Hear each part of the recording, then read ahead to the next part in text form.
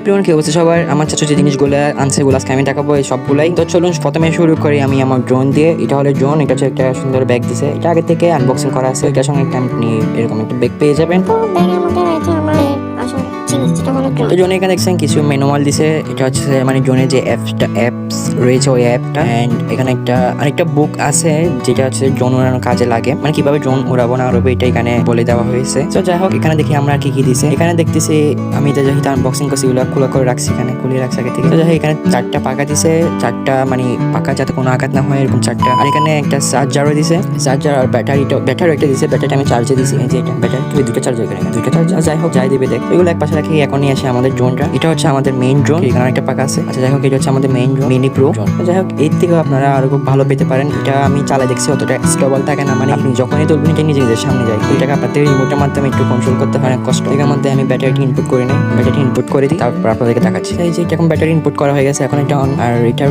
রিমোটটা পাশে, এই যে রিমোটটা থেকে আমি আগে যেহেতু চালাইছি এখান থেকে সবকিছু আগে দিয়ে রাখছি, রিমোটের ব্যাটারিও আমি আগে দিয়ে রাখছি। এই যে এখন এখানের মধ্যে কিছু ফাংশন আছে, ওই ফাংশনগুলো অন করতে হবে।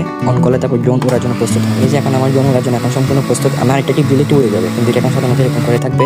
আর এটা হচ্ছে ড্রোনের ফুটেজ, মানে ক্যামেরা কোয়ালিটি কিরকম এটাও আপনাদের সাথে শেয়ার করে দিলাম। অত একটা ভালো না, মানে মোটামুটি বাটা মোবাইলের মতন। তো কেমন লাগছে অবশ্যই আমাকে কমেন্ট করে জানাবেন। যদি চ্যানেল জায়গা ভালো লাগে তাহলে সাবস্ক্রাইব করে যাবেন। আজকের মতো বিদায় নিচ্ছি, আল্লাহ হাফেজ।